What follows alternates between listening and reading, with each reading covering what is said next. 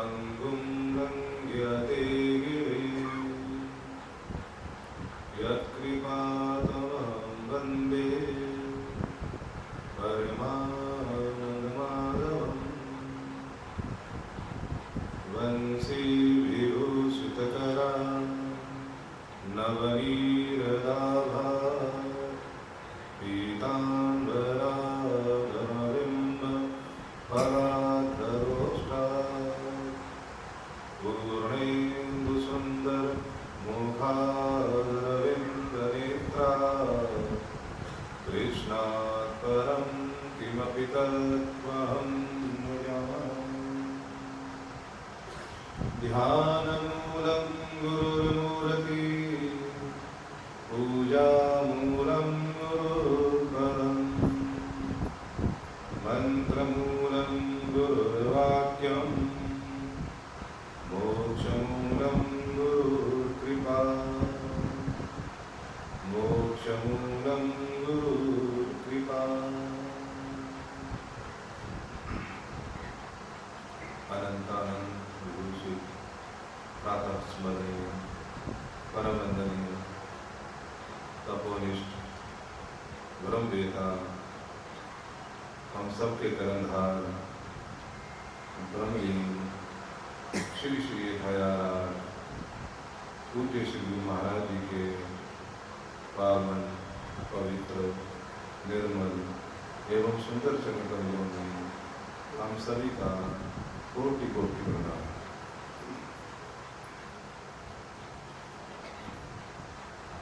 पूज्य श्री गुरु महाराज जी की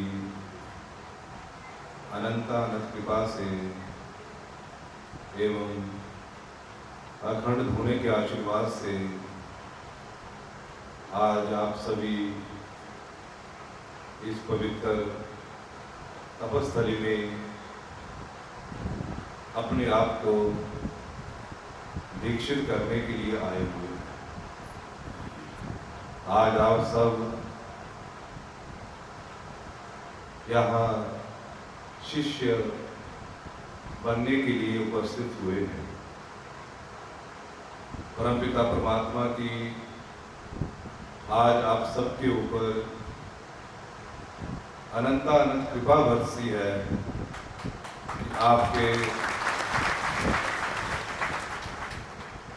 इस जीवन काल में आज उन्होंने वो समय आपको दिया है कि जिस समय में आप आकर उस परमपिता परमात्मा की आराधना कर अपने जीवन को सफल बना सकें। आज तक आपने जो भी अपना जीवन जिया, किसी ने 10 साल, किसी ने 20 साल, किसी ने 50 साल, किसी ने 60 साल, जो भी आपने जीवन अपना जिया, जितनी भी आयु आपने जी, वो आयु वो जीवन वो आपका नहीं था। आपका होते हुए भी आपका नहीं था। वो जीवन आपका आपके संसार के लिए, आपके समाज के लिए, बच्चों के लिए, परिवार के लिए लग गया वो जीवन। एक तरह से ऐसा मान लेना चाहिए कि हमारा आज तक जितना भी जीवन बीता है वो जीवन हमारा व्यर्थ चला गया। वो किसी काम का जीवन आपका नहीं रहा। परंतु आज के बाद जो आपका जीवन होगा, इस जीवन में जो परंपरागत आपको मंत्र दिया जाएगा, उस मंत्र का जाप कर अपने नए जीवन की शुरुआत करेंगे। और शास्त्र तो ये भी कहते हैं कि परमात्मा के चरणों में यदि हमने कोई वस्तु अर्पित करनी है तो वो जो वस्तु है वो पवित्र होनी चाहिए। निर्लेप होनी चाहिए, निर्मल होनी चाहिए और ताजी वस्तु होनी चाहिए। दुर्गंध युक्त या वासनी या फिर मुरझाई हुई वस्तु परमात्मा को प्रसन्न नहीं होती, पसंद नहीं होती। यदि हम मुरझाया हुआ फूल, कोई बासी वस्तु, आज का बनाया हुआ भोजन कल उसका भोग लगा देते हैं, या कोई पहले से चढ़ी हुई वस्तु परमात्मा को चढ़ा देते हैं, तो परमात्मा प्रसन्न नहीं होते हैं, प्रसन्न नहीं होते। आप सब जानते हैं इस बात कि परमात्मा के लिए वही वस्तु हमने चढ़ानी है जो बिल्कुल निर्लेप हो, बिल्कुल मल रहित हो। निर्मल मन जन सो मोहि पावा, मोहि कपट सल क्षेत्र न भावा। परमात्मा कहते हैं मुझे वही व्यक्ति पसंद है जिसका मन रहित है, जिसके मन में कोई मल नहीं है, कोई कपट नहीं है, कोई छल चित्र नहीं है, वो व्यक्ति मुझे पसंद है। आप 4 दिन का 5 दिन का बुझाया हुआ पुष्प परमात्मा के चरणों में अर्पित कर दो, परमात्मा क्या प्रसन्न होंगे उससे? कभी प्रसन्न नहीं होंगे। उसी प्रकार ये हमारा जीवन है, हम सब एक उस परमात्मा के फूल हैं, और ये फूल जब मुरझा जाते हैं तब हम परमात्मा की शरण में जाते हैं। क्या परमात्मा प्रसन्न होंगे? आज कोई 50 साल का, कोई 60 साल का, कोई 70 साल, कोई 80 साल का परमात्मा के चरणों में आया है, दीक्षित होने के लिए आया हुआ है, अच्छी बात है, पर थोड़ी देरी कर दी आने में, ये अच्छी बात नहीं है। मुरझाकर परमात्मा की शरण में जाना वो ज्यादा अच्छा नहीं है। अच्छा तो वो है कि जब मैंने होश संभाला, मम्मी पापा कहना सीख लिया, संसार के रिश्तेदार समाज को चलाना सीख लिया, उसी समय मैं परमात्मा को भी जानना सीख जाऊं, उनकी शरण में भी जाना सीख जाऊं, वो अच्छा होता है। ये आपके लिए तो है ही है, परंतु आपके आने वाले बच्चों के लिए बात है कि जो बच्चे आज अपने संस्कारों को भूलकर, अपने धर्म ग्रंथों को भूलकर संसार में भटक रहे हैं, उनको इस रास्ते पर लाना कि अभी वो ताजे पुष्प हैं, ताजे फूल हैं, उनको परमात्मा के चरणों में लगाएंगे तो परमात्मा बहुत प्रसन्न होंगे। परंतु वो बच्चे भी आपकी तरफ मुरझाकर परमात्मा के चरणों में आएंगे तब वो इतना प्रसन्न नहीं होंगे। हमने बहुत देरी कर दी इसलिए क्योंकि समाज संसार ऐसा है कि हमें परमात्मा की ओर आने नहीं देता है। ये संसार ऐसा है, अपनी ओर खींचता है हमें और परमात्मा से दूर हटाता है। परंतु जब परमपिता परमात्मा की अपार कृपा होती है तब हम परमात्मा के चरणों की ओर चलते हैं, उनका अनुराग लेने लगते हैं।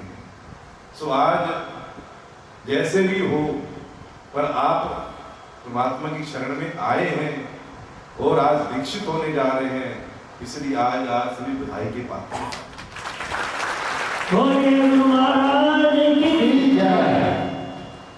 तालियां बजी, मैंने सुनी नहीं।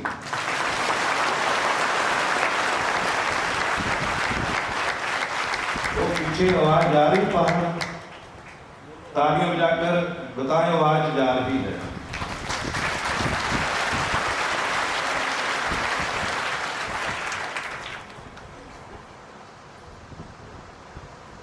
आप आज दीक्षित होने के लिए आए हैं।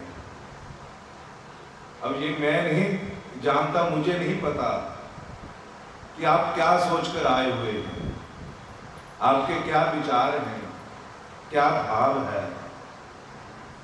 आपकी एक और केवल एक मैंने आप में गुण देखा कि आपकी अगाध श्रद्धा आश्रम के प्रति है, अगाध विश्वास है। उस आपकी श्रद्धा को देखकर, उस विश्वास को देखकर आज मैं पूज्य श्री गुरु महाराज जी के चरणों का पूजन कर कर, उनका आशीर्वाद लेकर, उनकी आज्ञा लेकर आपको दीक्षित करने जा रहा है। बोलिए गुरु महाराज की जय। ये दीक्षित करना आम बात इसको नहीं, इसको हल्के में नहीं लेना है। किसी को दीक्षित करना, किसी को शिष्य बनाना और किसी को गुरु बनाना, ये इस संसार की सबसे उत्तम, सबसे बड़ी उपलब्धि है। इससे बढ़कर कोई उपलब्धि नहीं है।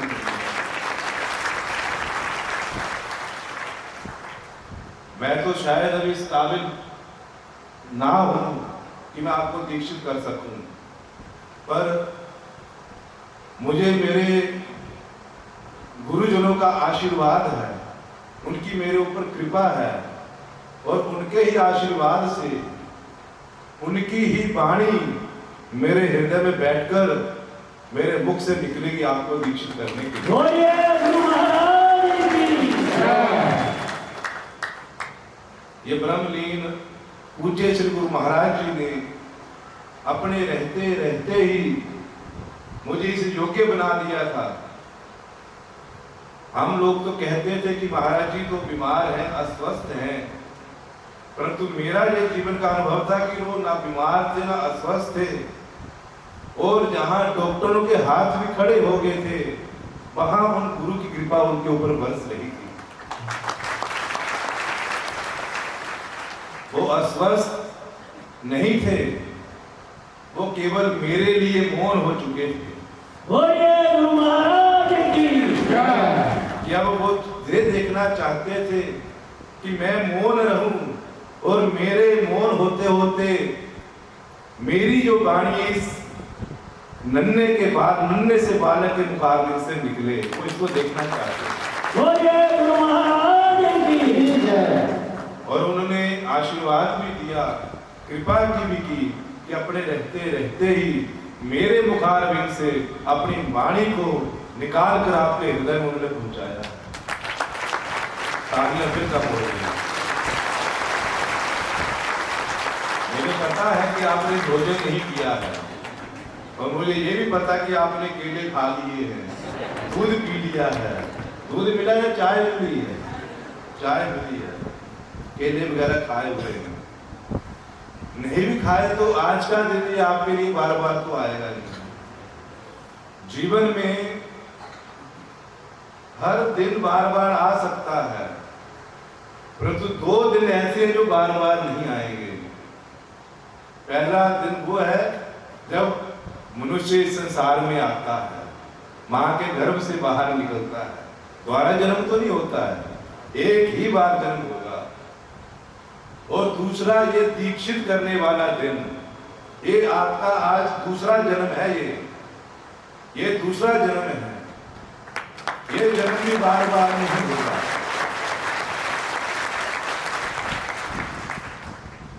अब तो थोड़ी परंपराएं अलग हो गई हैं, परंतु पुराने समय में दीक्षा ऐसे नहीं दी जाती थी।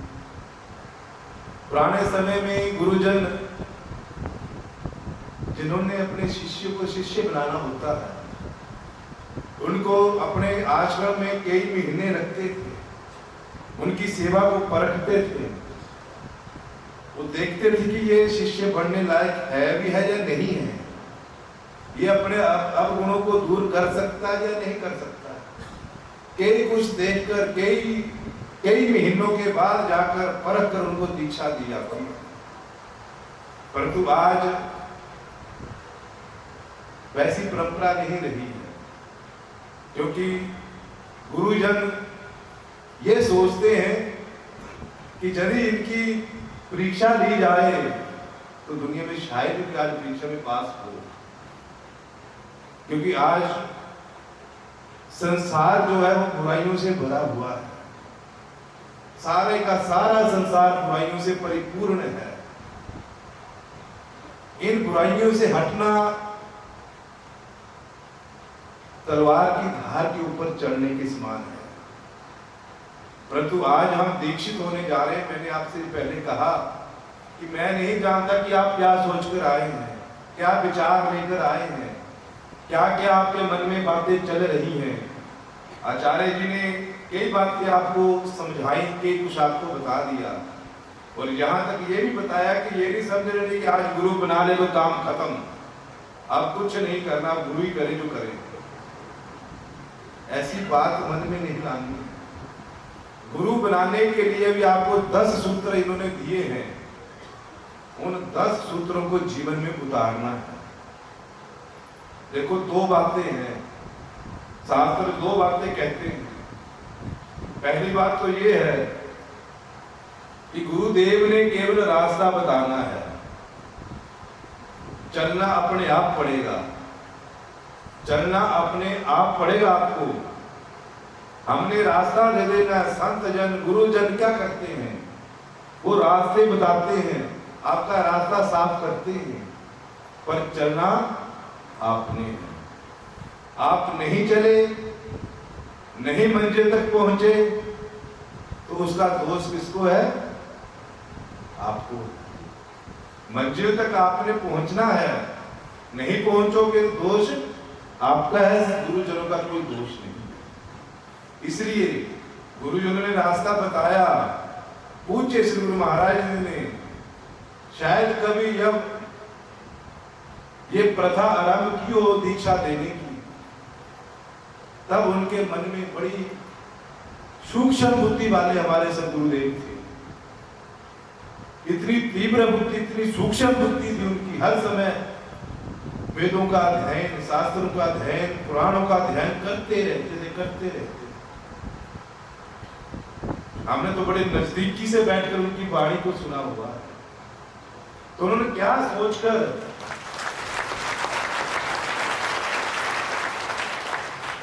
सोचकर उन्होंने हमारे लिए ये 10 सूत्र निकाले हुए हैं कि इन 10 सूत्रों को यदि मेरा शिष्य जीवन में अपना ले तो उसका कल्याण हो जाए, बहुत सागर से पार कर जाए। ये 10 सूत्र आचार्य जी ने आपको संक्षेप में बताए हैं। आपने उनको सुना भी है, नहीं स्मरण रहेगा तो द्वारा आश्रम से आपको फिर उपलब्ध करा दिए जाएंगे। पर इन 10 सूत्रों के ऊपर हमने विचार करना है। क्या आज तक मेरे पास ये 10 सूत्र थे? नहीं थे। और नहीं होने के बाद भी क्या कोई इनमें से ऐसा सूत्र था जिस सूत्र के ऊपर मैं अपने जीवन को चला पाया? क्या मैंने अपनी संगति को छोड़ा? क्या मैंने सात्विक भोजन करना आरंभ किया?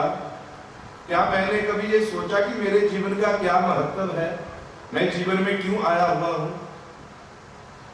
क्या मैंने पवित्रता के बारे में कभी सोचा या अपने आप को पवित्र रखा?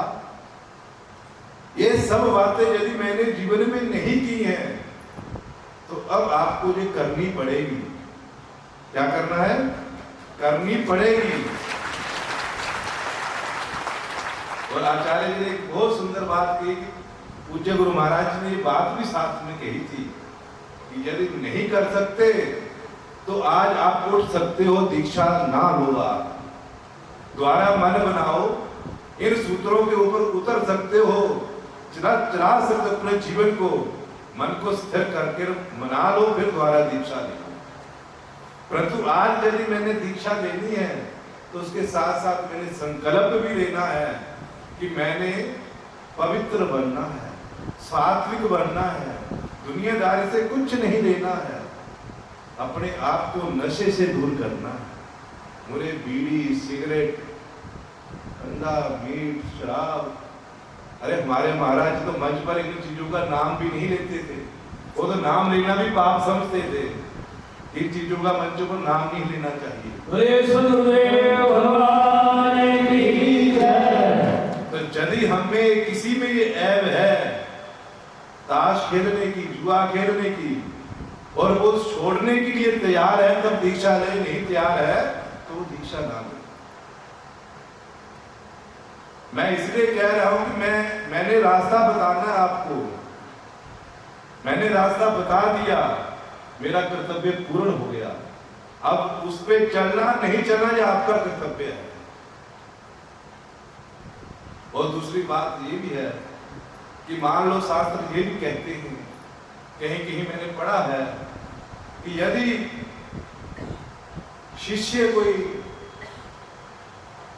पाप कर्म करता है तो उसका थोड़ा सा अंश गुरु को भी मिलता है, ये भी मैंने पढ़ा हुआ है।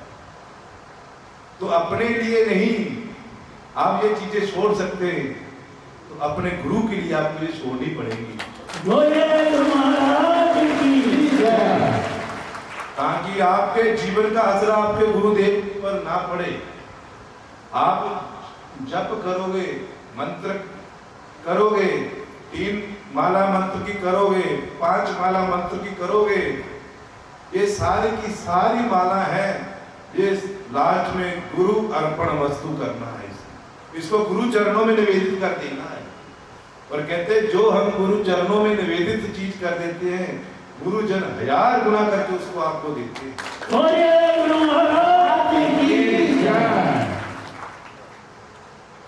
इसको इस भाव से समझ लो। एक बार महाभारत का युद्ध हो रहा था, मुझे ये प्रसंग याद आ गया।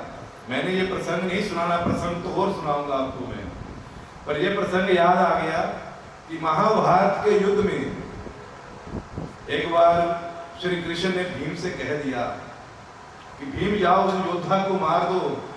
अब वो योद्धा अस्त्र शस्त्र रहित है, अपने रथ से नीचे गिर चुका है, अब ये मार दो उसको।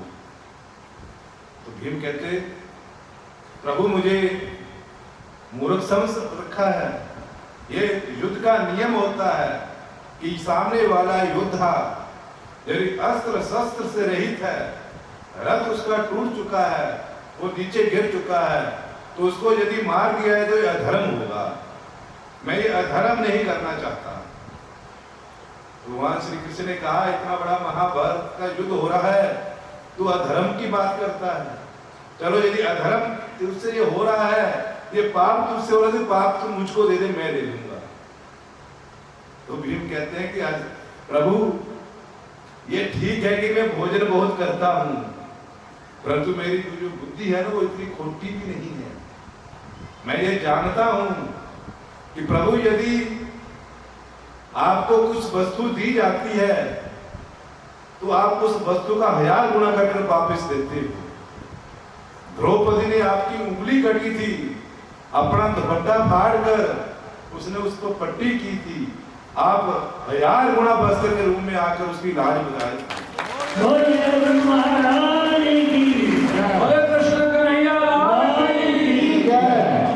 अजी यदि मैं पाप करूंगा और पाप आपको दे दूंगा तो पाप भी 1000 गुना करके फिर मुझे ही दोगे आप वापिस, किसको दोगे? मैं इसलिए पाप नहीं दूंगा आपको। उसी प्रकार यदि आप कोई पाप करते हैं तो पाप गुरु को जाता है, परंतु गुरु अपनी साधना अपनी तपस्या इतनी प्रबल रखते हैं कि उस पाप को वो छूने में नहीं देते, अपने तक आने भी नहीं देते, वो पाप फिर आपके पास ही चला जाता है।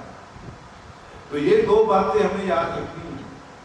एक तो अपने आप को पवित्र रखना है, निर्मल रखना है, सात्विक बनाना है अपने जीवन को, सात्विक भोजन हो, रहना सहना सात्विक हो, और संग उसका करना है जिसका संग करने से मुझे उस परमात्मा का भजन मिले, वो संग करना है।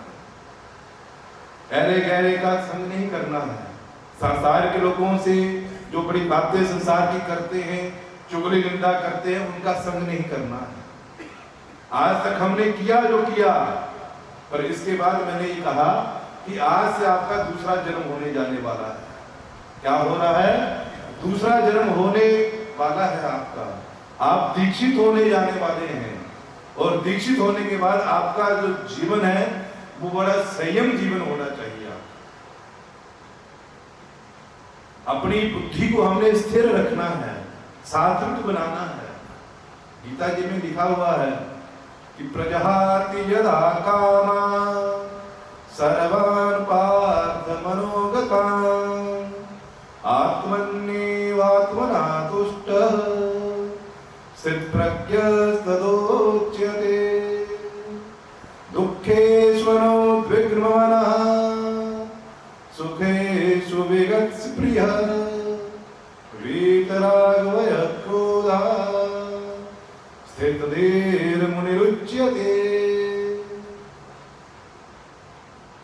ये स्थिर बुद्धि के लक्षण हैं। प्रजहाति यदा कामान सर्वान पार्थ मनोगतान। हे पार्थ, हे अर्जुन, जिसने अपने मन में आने वाली संपूर्ण कामनाओं का त्याग कर दिया। हमारी अनंत कामनाएं होती हैं, जिसकी बुद्धि स्थिर नहीं होती है, जिसकी बुद्धि निश्चयात्मका नहीं होती है, उसकी बुद्धि में एक प्रकार की इच्छा प्रकट होती रहती है। मन में ये भी कर लूं, ये भी कर लूं, इनके लिए भी रख लूं, उनके लिए भी रख लूं, न जाने क्या क्या जीवन भर की कामनाएं चलती रहती हैं। कहते उन सब कामनाओं का त्याग कर देना हमने। जब हम दीक्षित हो गए तब केवल और केवल एक ही कामना मन में रहे कि मैंने अब इस जीवन के द्वारा उस परम पिता परमात्मा को ही पाना है और मेरा कोई बोलिए गुरु महाराज की जय। मैंने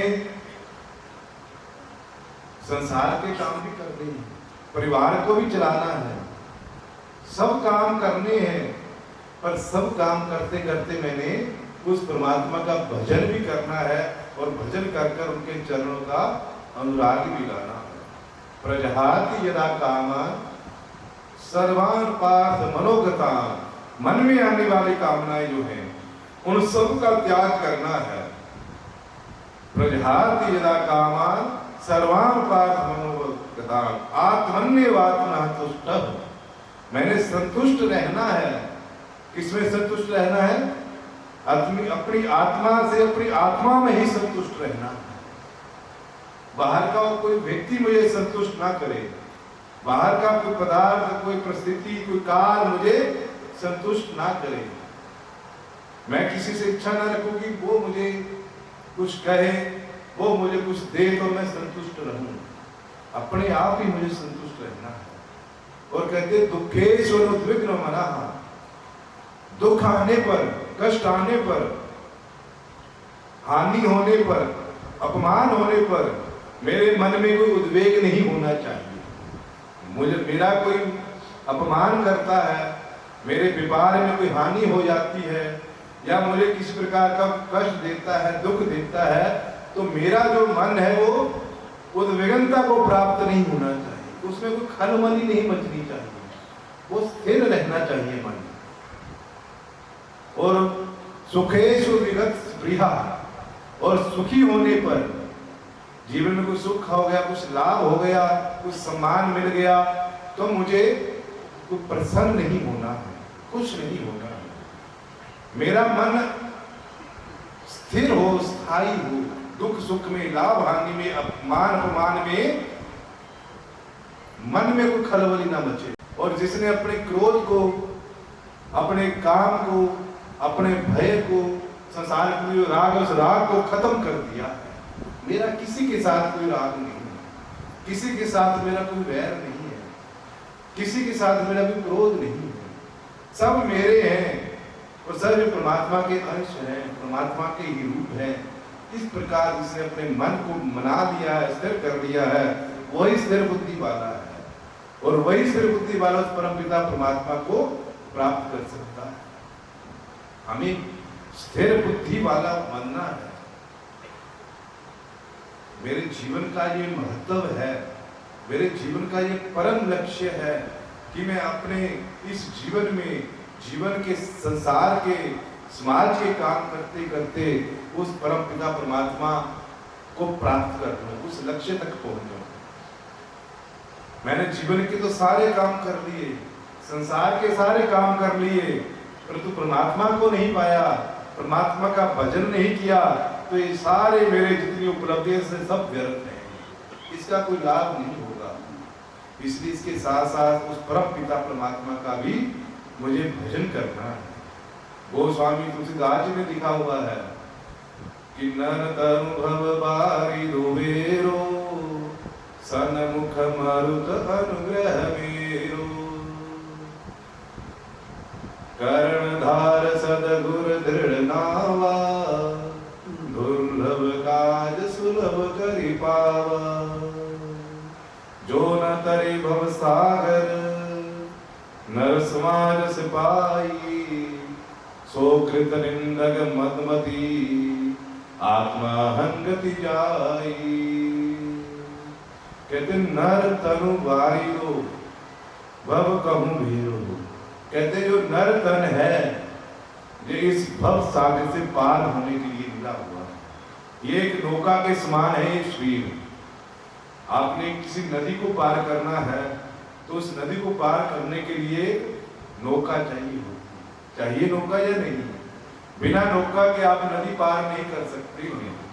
उसी प्रकार ये भव सागर है, वो नदी है और ये संसार भव सागर है। इस भव सागर से पार होने के लिए ये शरीर रूपी नौका है। ये जो हमें शरीर मिला ये नौका है। इस नौका के द्वारा भव सागर से पार होना है। आगे कहते सन्मुख मरुत अनुग्रह मेरो।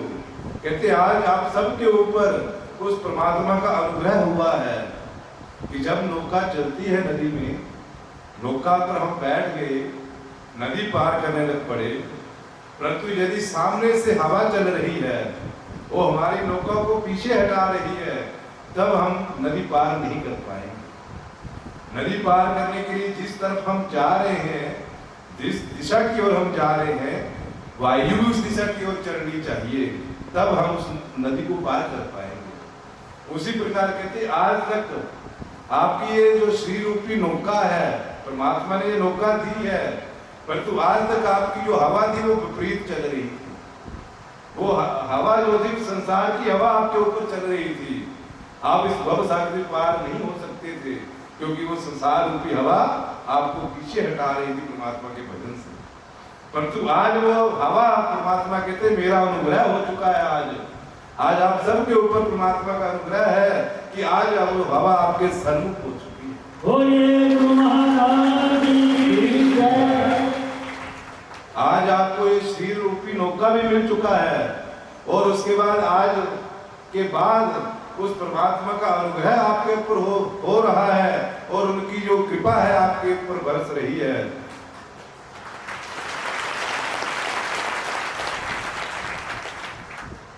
और कहते नौका भी है, नौका भी है, ये श्री रूपी नौका भी मिली है और आज परमात्मा का अनुग्रह प्राप्त है। परंतु तीसरी बात, अभी सदगुरुदेव आपके जीवन में नहीं आए हैं। अरे नौका को चलाने वाला भी तो चाहिए। नौका को कौन चलाता है? नाविक चलाता है तभी तो पार होते हैं। अब इस श्री रूपी नौका को चलाने के लिए सदगुरुदेव भी आपको चाहिए। आज वो भी आपको प्राप्त होने जा रहे हैं। कहते कर्णधार सदगुरु दृढ़ नावा। ये दृढ़ नाव जो नौका रूपी दृढ़ नाव है, आज इसके कर्णधार सदगुरुदेव बनने जा रहे हैं आपके। कहते आज सदगुरुदेव आपके कर्णधार बनने जा रहे हैं। आपको इस भव सागर से पार लगाएंगे दीक्षा देकर, दीक्षित कर कर। परंतु कहते ये तीन काम बड़े दुर्लभ हैं। श्री रूपी नौका मिलना बड़ा दुर्लभ है। दुर्लभ हो मानुषो देहो देही नाम क्षण बंधुरा। दुर्लभ है मनुष्य का शरीर मिलना। ऐसे थोड़ा नहीं मिल जाता मनुष्य का शरीर। बड़े बड़े तप करने पड़ते हैं, बड़े बड़े पुण्य करने पड़ते हैं, तब जाकर ये शरीर मिलता है। और शरीर कैसे आता है इस धरा पर? ये कहते सबसे पहले वर्षा के द्वारा वो जो छोटी छोटी बारिश होती है, उनके जो अणु होते हैं, वो जब आप बीज बोते हैं गेहूं बोते हैं पृथ्वी पर, भूमि में जब बीज बोते हैं तो उस बीज में वो सबसे पहले अणु बनकर आता है बारिश के रूप में। जब हम मनुष्य शरीर धारण करते हैं तो इसकी एक प्रक्रिया है आने की कि सबसे पहले वर्षा के माध्यम से वो बीज में आएगा। जो बीज आपने बोया हुआ पृथ्वी में, आप पृथ्वी पर गेहूं बोते हैं तो बारिश होती है। उस बारिश के द्वारा सूक्ष्म रूप से वो मनुष्य जो है उस बीज में आता है और थोड़े दिनों के बाद बीज फूटता है, अंकुरित होता है। फिर उसको 6 महीने उस बीज को पकने में लगते हैं, बड़ा होने में लगते हैं। वो पककर गेहूं तैयार होता है, फिर उसको काटा जाता है, काटते हैं या नहीं काटते हैं? गेहूं को काटते हैं, फिर उस गेहूं को मशीन में कुतरते हैं, उससे उसका जो भूसा होता है अलग निकाला जाता है, उसके दाने अलग निकाले जाते हैं। उन दानों में ही हमारा ये रूप छिपा हुआ है। परंतु कहां से शुरू हुआ? वर्षा के जल से बीज में आया, बीज फूटा, वो गेहूं बना, गेहूं कटा, मशीन में कुतरा गया, उसके बाद उसका भूसा अलग किया गया, उसके दाने अलग निकाले गए। बात यही खत्म नहीं हो गई। उसके बाद उस कणक को बोरियों में डाला गया, फिर कई महीने अपने घर में उसको रखा गया, फिर उसका समय आया उसको खाने का। फिर बोरियों में से फिर गेहूं को निकाला गया, निकालकर छांटा गया, छांट कर तैयार किया गया, फिर उसको आटा बनाने के लिए फिर मशीन में पीसा गया। पीसा गया या नहीं पीसा गया? वो गेहूं पीसा गया मशीन में, मशीन से पीस कर वो आटा बनकर घर में आया। फिर जब घर में आटा बनकर आया फिर क्या हुआ? फिर उसको गूंधा गया, माता ने गूंधा उसको, गूंध कर फिर उसका चपाती बनाई। बात फिर खत्म नहीं हुई यहाँ। फिर उसको चूल्हे के ऊपर, तवे के ऊपर तपते तपते तवे के ऊपर रखा गया। वहां से मन को फुल्का पक कर तैयार होकर आया, फिर वो हमारी थाली में आया। फिर हमने उसके ऊपर कोई कसर नहीं छोड़ी। जब थाली में आया तो उसको भी चबा चबा कर खाया हमने। खाया कि नहीं खाया? डॉक्टर कहते हैं कि 32 बार गिलास को चबा कर खाना चाहिए। इतना अत्याचार हम कर रहे हैं शरीर के ऊपर। कहां से वो चढ़कर शरीर आया और कहां फिर हमने उसको दांतों के में रखकर चबाया, बड़े आनंद के साथ खाया। फिर वो पेट में गया। पेट के जाने के बाद वो जो शरीर के अणु थे, शुक्राणु थे, वो कई तो शरीर में मर गए और कई मल के रास्ते बाहर निकल गए। किसी का रक्त मंजन बन गया, किसी का मज्जा बन गया, किसी का कुछ बन गया। उनमें से कुछ शुक्राणु फिर गर्भ में गए। समागम हुआ पति पत्नी का। समागम होने के बाद वो गर्भ में प्रवेश किए और गर्भ में जाने के बाद उसमें से कई शुक्राणु फिर मर गए। उनमें से कई एक बचा। जो वो बचा उसका निर्माण पेट में होने लगा और पेट में जब निर्माण हुआ उसका 1 महीने का बच्चा, 2 महीने का बच्चा अभी पेट में पल रहा है। अभी मांस नहीं आया हुआ शरीर में, हड्डियां बन रही हैं, नड़ नाड़ियां बन रही हैं तैयार होकर। तो माता जो है वो उसके बाद कोई तीखा खट्टा मीठा खाती है, सारा उस बच्ची को लगता है, चुभता है। माता के घर में उल्टा लटका हुआ है। 9 महीने वो कष्ट सहन करता है, मल मूत्र से लिपटा हुआ है और 9 महीने उल्टा लटक कर वो सारा कुछ वहां को सहन करता है। फिर जाकर 9 महीने के बाद उस परम पिता परमात्मा की कृपा होती है तो बच्चा गर्भ से बाहर आता है। बोलिए गुरु महाराज की जय। कितनी बड़ी ये प्रक्रिया हमारी इस जीवन में आने की, कितना कितना हम कष्ट भोग कर इस तरह पर आते हैं और फिर हम इस शरीर को ऐसे गवा देते हैं। फिर इस शरीर का कोई हम लाभ नहीं लेते, कोई इसका मोल नहीं समझते, ऐसे ही संसार में इसको लगा देते हैं। परंतु जब उस परमपिता परमात्मा की कृपा होती है, कर्मधार सद्गुरुदेव मिल जाते हैं, तब जाकर हम जान पाते हैं कि शरीर का क्या मूल्य है, ये शरीर किस भाव का है। और कहते इसके बाद भी हम नहीं जान पाए। दुर्लभ काज सुलभ करि पावहा। आज ये दुर्लभ है सारे कार्य आपके लिए। सद्गुरुदेव का मिलना, सबसे पहले तो शरीर रूपी नौका का मिलना। देखो ना कितना कष्ट, कितनी लंबी प्रक्रिया सहन कर आप आए, आपको शरीर मिला। उसके बाद आज 30, 40, 50, 60, 70, 80 साल के बाद जाकर परमात्मा की कृपा हुई। 10 साल में नहीं होगी, 12 साल में नहीं होगी, 15 साल में नहीं होगी। अभी 1-2 महीने पहले मेरे पास के गांव से 2 छोटी छोटी बच्चियां, कोई 5 या 6 साल की, मेरे पास आई। 3-4 दिन लगातार आती रही और कहने लगे गुरुजी हमने आपसे दीक्षा लेनी है। मैंने बोला अभी तो आप बड़े छोटे हो, 5-6 साल के हैं, अभी दीक्षा अभी पढ़ो लिखो और काम कर लो, फिर अभी दीक्षा ले लेना। कहते नहीं, हमने अभी दीक्षा लेने के बाद में पता नहीं आएगी कि नहीं आएगा समय, अभी लेनी है। बोलिए सतगुरुदेव महाराज की। तो वो है दीक्षा लेने का समय। पर नहीं कृपा हुई परमात्मा की, अब कृपा हुई है, चलो अब भी हुई तो है ना जी। मैंने कहा कि मुरझाया हुआ फूल प्रभु को चढ़ाएंगे तो प्रसन्न नहीं होंगे, खिलता हुआ किंतु ही कली परमात्मा को चढ़ाएंगे तो परमात्मा बड़े प्रसन्न होते। तो कहते कि चलो श्री रूपी नौका हमें मिल गया, हमारा जीवन निकल गया, आज परमात्मा की कृपा हुई है, वो भी दूसरी कृपा परमात्मा की होगी। और करुणधार सदगुरुदेव, ऐसे सदगुरुदेव जहां 250 साल से अखंड धुना जल रहा है, पवित्र अग्नि प्रज्वलित है। बाबा रुद्रानंद जी ने अपनी योग अग्नि के द्वारा इस धुने पर अनेकों तपस्याएं साधना की, सिद्धि रिद्धियां प्राप्त की है। ये आपका आश्रम कोई ऐसे ही नहीं है, ये चलता फिरता आश्रम। बाबा रुद्रानंद जी ने अनेकों अनेक तपस्याएं साधनाएं कर इस आश्रम को साधा है, साक्षात जहां परमात्मा को प्रकट किया है, अग्निदेव को प्रकट किया है। फिर उनके शिष्य, फिर आपके ब्रह्मलीन सदगुरुदेव के बारे में तो कहना ही क्या, तो आप सब जानते हैं उनकी तपस्या, उनका जीवन कैसा रहा है।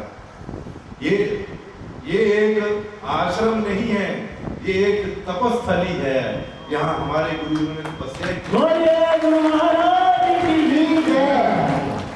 इसकी महिमा इस धरती पर तो क्या, सर्वलोक में देवता लोग भी बाबा रुद्रानंद की महिमा को गाते हैं। ये ऐसा स्थान है आपका, आप तो बड़े धन्य हैं, बड़े सौभाग्यशाली हैं कि आज अपने तन मन धन से ऐसे आश्रम के साथ आप जुड़ रहे हैं। ये आपके ऊपर उस परम पिता परमात्मा की अपार कृपा होने जा रही है। आज गुरुजन बनाना कोई ज्यादा कठिन नहीं है, ज्यादा समय नहीं लगता गुरुदेव बनाने को। आज जगह जगह आप जाएंगे, गुरुदेव मिल जाएंगे आपको, हमसे दीक्षा ले लो, हमसे दीक्षा ले लो, हमसे दीक्षा ले लो। पर ऐसे पवित्र स्थान के साथ जुड़ना, ऐसी तपस्थली के साथ जुड़ना, जिसने कभी भी किसी से कोई मांग नहीं की, कभी भी किसी ने चाहा नहीं मुझे शिष्य दे, ये दे या ये दे। हमेशा हमारे सदगुरुदेव यही कहते थे कि मेरे शिष्य बस भजन करें, धर्म के साथ जुड़े, मुझे कुछ नहीं चाहिए। ऐसे आश्रम के साथ जुड़ना अपने आप में एक सौभाग्यशाली की बात है। कहते दुर्लभ काज सुलभ करी पावा, ऐसे ऐसे दुर्लभ शरीर मिलना, परमात्मा की कृपा होना, ये भी दुर्लभ। ऐसे आश्रम के साथ जुड़ना, ये भी दुर्लभ।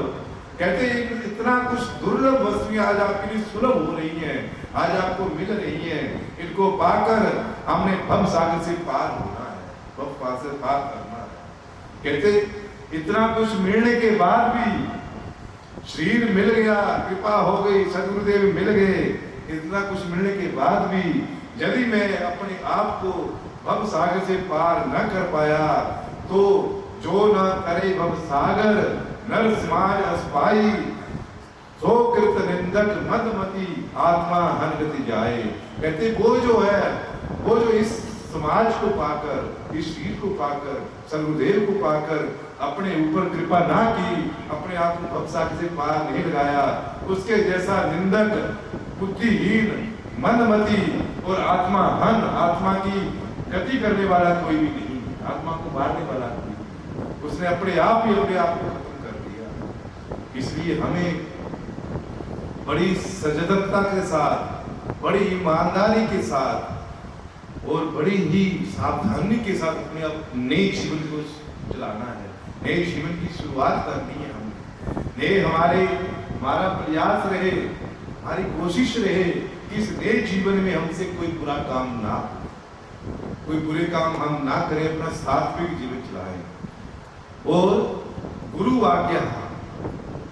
की आज्ञा के ऊपर कभी विचार नहीं करना, कभी सोचना नहीं गुरु की आज्ञा के ऊपर, क्योंकि गुरु कभी भी कोई ऐसी आज्ञा नहीं करते हैं जिस आज्ञा के ऊपर शिष्य चल ना सके।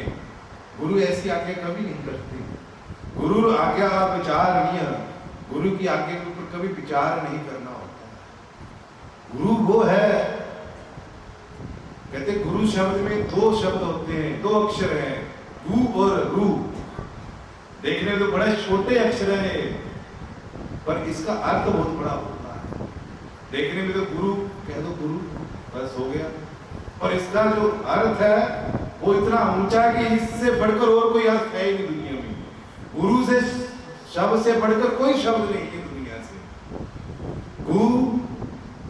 गु शब्दस्तु अंधकारस्य, रू शब्दस्तु निरोधका, अंधकार निरोधत्वात् गुरु इत्यभिधीयते। कहते गुरु वो है, गु मैंने अंधकार और रू मैंने प्रकाश। जो अंधकार से हमें प्रकाश की ओर ले जाए वो गुरु है। बोलिए महाराज की जय। अंधकार दो प्रकार का होता है, एक भौतिक जगत का अंधकार है और एक आध्यात्मिक जगत का अंधकार है। भौतिक जगत का अंधकार जो हम रात होती है सब सो जाते हैं, अंधेरा हो जाता है, सूर्य अस्त हो जाता है, वो भौतिक अंधकार है। और सूर्य नारायण स्वयं प्रकट होकर अपनी किरणों के द्वारा उस अंधकार को दूर कर देते हैं। उसी प्रकार ये आध्यात्मिक अंधकार है, हमारा अज्ञान, हमारी अविद्या, हम परमात्मा का भजन नहीं करते, परमात्मा की साधना नहीं करते, परमात्मा को चलते नहीं है, ये हमारा अंधकार है। हम संसार की ओर जा रहे हैं, संसार की ओर हम लगे हुए हैं। तो गुरुजन जिस प्रकार सूर्य देव इस भौतिक अंधकार को अपनी किरणों के द्वारा दूर कर देते हैं, उसी प्रकार सद्गुरुदेव अपनी वाणी से उपदेश कर ज्ञान देकर हमारे आध्यात्मिक रूपी ज्ञान को ज्ञान में बदल देते हैं, ज्ञान दूर कर देते हैं। ये अज्ञान हमारा दूर होता है और उसके द्वारा हमें उस परम पिता परमात्मा की कृपा प्राप्त करते हैं। गुरुजनों के पास ऐसी ऐसी युक्तियां होती हैं, क्योंकि हर कोई शिष्य एक जैसा नहीं होता है, हर कोई शिष्य की एक जैसी गलती नहीं होती, हर किसी की अलग अलग त्रुटियां होती हैं। तो उनको दूर करने के लिए गुरु के पास भी अनेक प्रकार की युक्तियां होती हैं। एक पंडित जी से, वो पंडित जी रोज एक रानी को कथा सुनाने जाते थे। कोई बात नहीं, जिन्होंने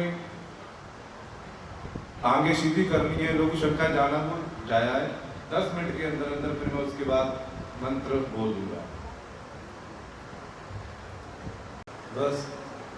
10 मिनट में और बोलूंगा, उसके बाद आपको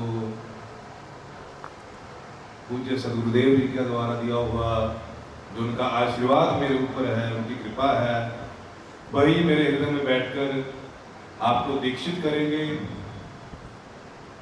मैं एक बात ये भी आपको बता दूं कि जो गुरु होते हैं वो कुछ शरीर नहीं होते। इस शरीर को गुरु मत समझना, ये शरीर गुरु नहीं है। गुरु तो एक एहसास है, गुरु तो एक तत्व है, गुरु तो एक रूह है जिसको हमने अपने हृदय में बिठाना है, अपने दिल में उसका एहसास करना है। गुरु शरीर नहीं होता है। गुरुदेव तो उस रूह में, उस एहसास में समाये होते हैं, जिसकी रूह, जिसका एहसास बड़ा पवित्र, बड़ा निर्मल होता है। मैं जो ये आपको दीक्षित करूंगा, ये मंत्र हमारे परंपरागत परमपिता परमात्मा नारायण से ब्रह्मा जी को, ब्रह्मा जी से नारद जी को, नारद जी से आगे परंपरागत आता हुआ आदि गुरु शंकराचार्य जी को, और आदि गुरु शंकराचार्य के शिष्य त्रोटकाचार्य हुए, उनके आगे से आगे शिष्य चलते चलते पूज्य श्री अमर योगी बाबा रुद्रानंद जी को ये मंत्र प्राप्त हुआ। उन्होंने अपने शिष्यों को देते देते आज ये मंत्र मुझ तक पहुंचा है और आज ये मंत्र मैं आप तक पहुंचाऊंगा।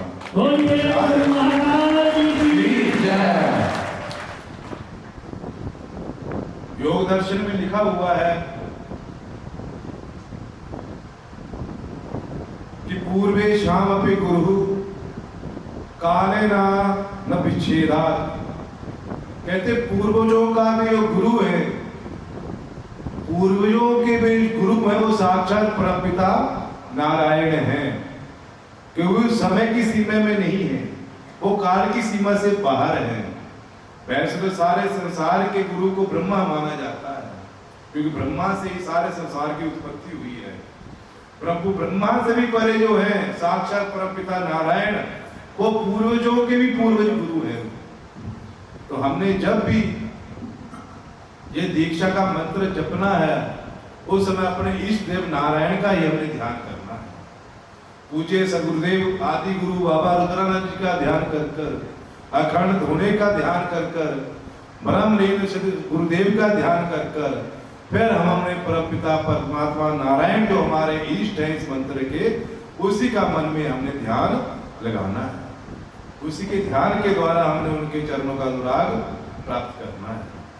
तो कहते एक पूछते हैं कि क्या गुरु के बिना हम भवसागर से पार हो सकते हैं? कोई भी गुरु के बिना भवसागर से पार नहीं हो सकता। गुरु बिनु भव सागर तरे ना कोई। कहते गुरु के बिना भवसागर कोई पार नहीं हो सकता, चाहे वो साक्षात ब्रह्मा या शंकर ही क्यों ना हो। क्योंकि गुरुजनों के पास उस परमपिता परमात्मा नारायण का आशीर्वाद होता, उनकी कृपा होती है।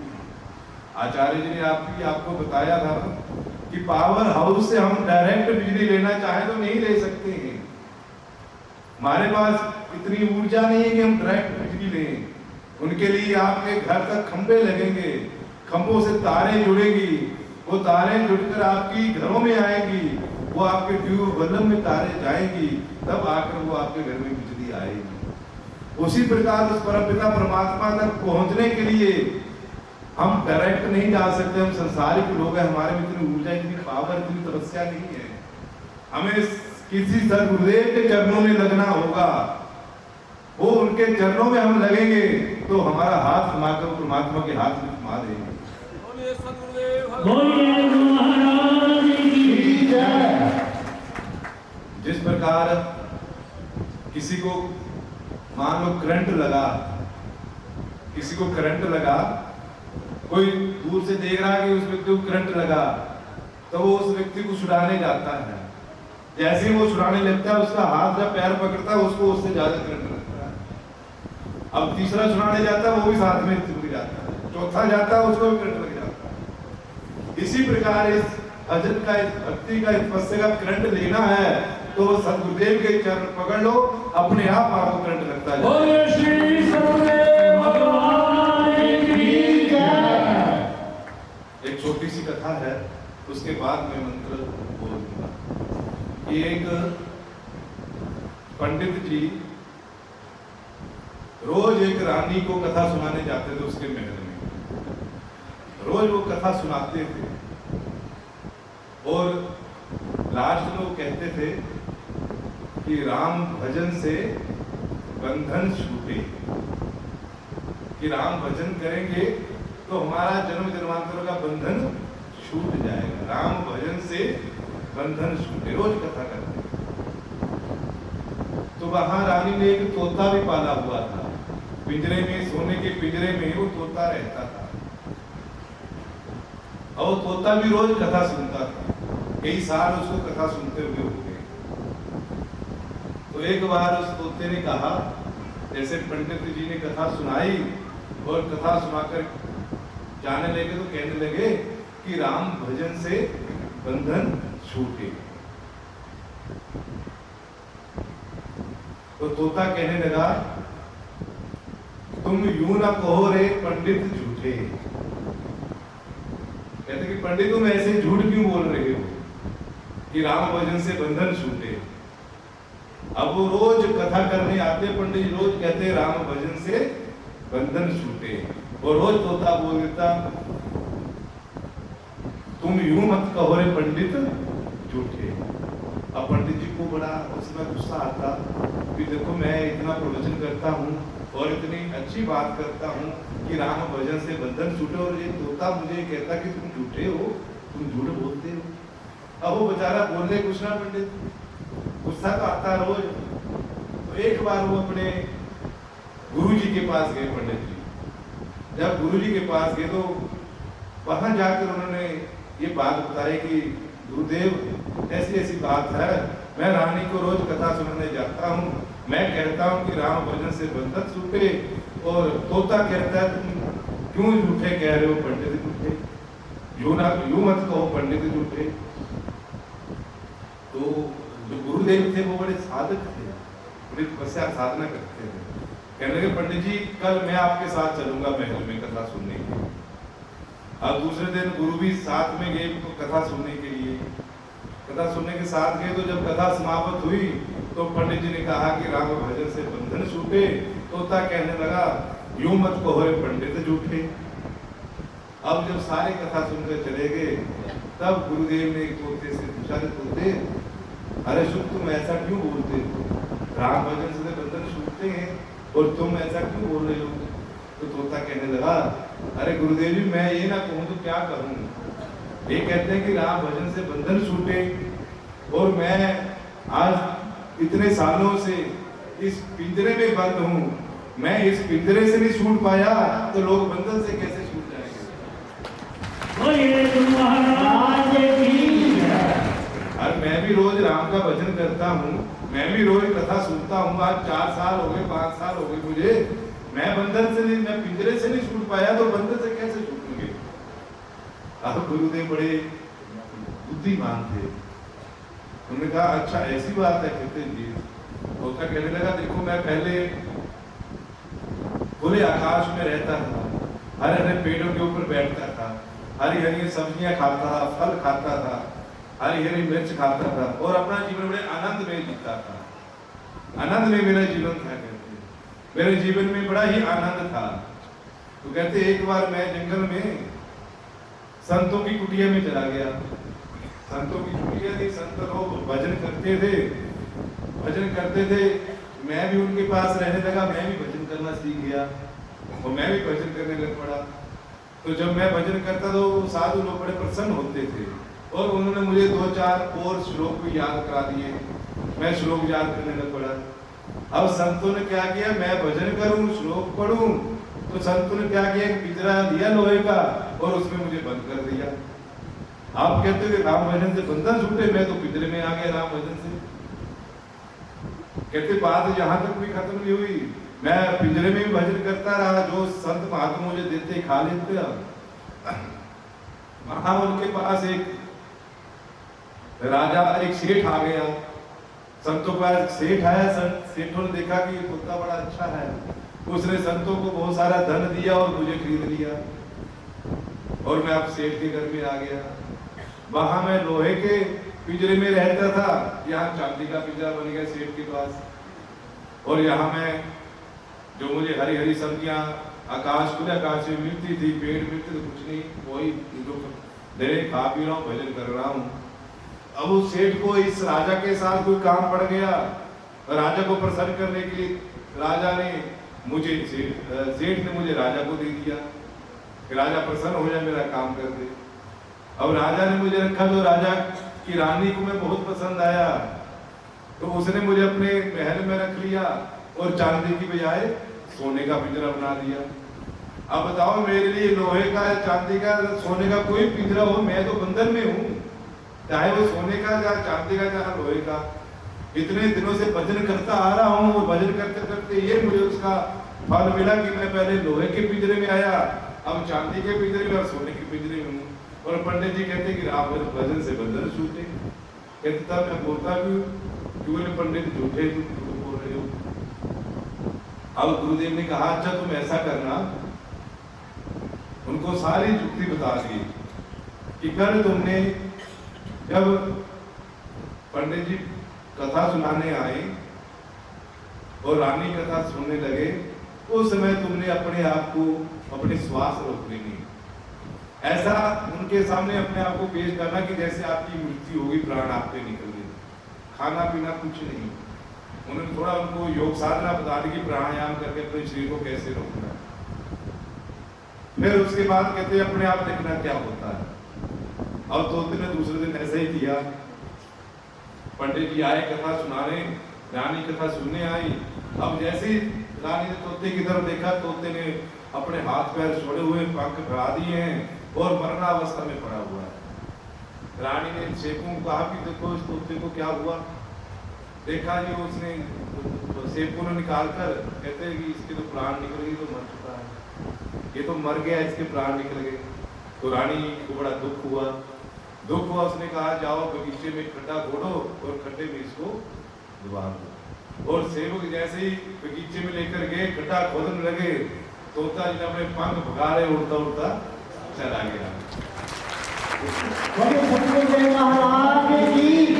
और फिर उसने क्या कहा, पहले तो पंडित जी कहते कि राम भजन से बंधन छूटे, तो तोता कहता था मत कहो रे पंडित झूठे। अब उसने कहा गुरु वचन से बंधन छूटे, कि गुरु वचन से बंधन छूटे। गुरु के ऐसे वचन होते हैं कि वो जन्म जन्मांतरों के बंधन को छुड़ा देते हैं और भव सागर से पार लगा देते हैं। तो आज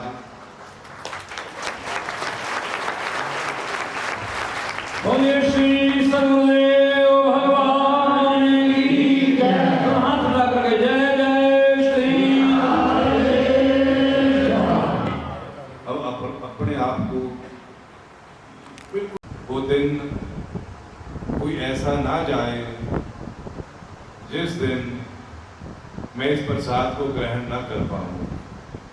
ये अमृत है, ये साक्षात उस परमात्मा तक पहुंचाने का ये द्वार है। इस द्वार के द्वारा हम उस परमपिता परमात्मा तक पहुंचेंगे और पहुंचने के लिए कोई समय, कोई दिन, चाहे आंधी आए, चाहे तूफान आए, चाहे दुख हो, चाहे कष्ट हो, चाहे कोई भी विपत्ति आ जाए, इस मंत्र का जाप मेरा निरंतर होना चाहिए। इसके लिए हम आज दृढ़ होते हैं, संकल्प लेते हैं कि इस महाप्रसाद को हम कभी भी त्यागेंगे नहीं। ओम ओम ओम। बोलिए मर्यादा भंग ना हो, उस प्रकार का हमारा विचार हो, उस प्रकार का हमारा आचरण हो, जिससे समाज में एक अभियान चले कि गुरु महाराज के चरणों के उपासक हैं, ये अच्छे हैं, अच्छे इंसान बनाने का, सभ्य इंसान बनाने का ये प्रयास है। यहाँ से माता टेकने के पश्चात लंगर का प्रसाद अवश्य पाकर के जाएगा। घोड़े पे वंदना करने के पश्चात आप स्वतंत्र रूप से श्री महाराज जी का धन्यवाद करते हुए अपने घरों को प्रस्थान कर सकते हैं। जय श्री राधे। बोलिए सदगुरुदेव भगवान की जय।